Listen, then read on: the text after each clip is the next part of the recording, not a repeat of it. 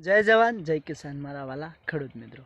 તો આજના વિડીયોમાં સ્વાગત છે તમારું ને આજે આપણે વાત કરીશું તો કે હમણાં મોટા ભાગે આપણે ઠાકોર સમાજ, દરબાર સમાજ અને એવી બધી સમાજોના બંધા થઈ રહ્યા છે ને એમાં ઘણા એવા લોકો પણ છે જે આપણી સમાજની અંદર ખોખલા કામ કરે છે અને વિરોધ કરાવે તેવા પગલાં ભરી રહ્યા છે।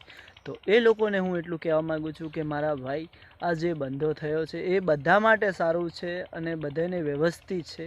તો એમાં આપણે કોઈએ વધારાનું કામકાજ કરવાની જરૂર નથી, જેથી કરીને આપણા અંદરો અંદર સમાજમાં ઝઘડો થાય, વિરોધ થાય અને બગડે।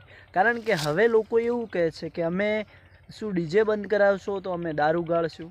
હવે મારા વાલા, અમે તમને કોઈ સમાજવાળા એવું નથી કહેતા કે દારૂ ગાળો કે ડીજે બંધ કરો, કારણ કે સમાજ એટલા માટે કરે છે કે તમે રૂપિયાવાળા છો, તમારી પાસે પૈસા છે તો તમે ગમે તે કરી શકો છો, ડીજે લાવી શકો છો, ડીજેથી મોટો હાથી લાવવો હોય તો તમે લાવી શકો છો।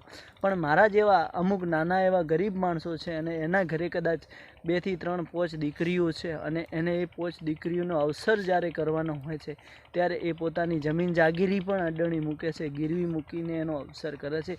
એવું તમે કેમ નથી વિચારતા મારા વાલા? એટલે હજુ પણ સમય છે કે આ જે પણ થઈ રહ્યું છે બધું સારું થાય છે, એટલા માટે કોઈનો આપણે વિરોધ ના કરવો મારા ભાઈ। જેથી કે તમે તમારા ખુદના પગમાં જુઓ કે કદાચ આપણા ઘરે જો આપણી બે બેન દીકરી જે પણ હોય, દીકરો હોય કે દીકરી હોય, એને આપણે સરળતાથી પરણાવી શકીએ છીએ। અત્યારે નાનકડો અવસર કરવો હોય તો પણ 4-5 લાખ રૂપિયા આપણે ખર્ચો થઈ જતો હોય છે।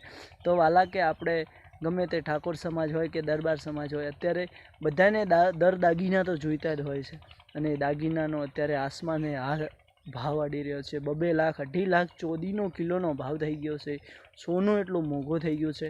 અને વાલા, તમે ડીજેની અંદર એવું કહો છો કે ડીજે અમે બંધ કરીશું તો જમી વેચવી। મારા ભાઈ, સમાજ તમને કહેવા નથી આવી કે તમે વીઘો જમીન વેચીને ડીજે લાવજો, કારણ કે એ જ વીઘાની અંદર મહેનત કરી હોત ને તો પણ તમે આગળ ડીજેમાં કમાવો છો એટલું વીઘાની અંદરથી પણ કમાઈ શકો। તો વાલા, તમારી મરજી ફાવે તમે કામ કરો, પણ એટલું કહેવા માગું છું કે 2 હાથ જોડીને કે સમાજનો વિરોધ ના કરશો પ્લીઝ મારા ભાઈ।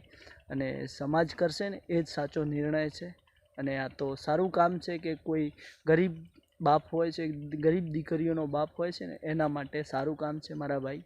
બને તો સપોર્ટ કરો, ના બને તો ના બોલશો, પણ આવી રીતે હેરાન ના કરશો, બસ એટલું કહેવા માગું છું।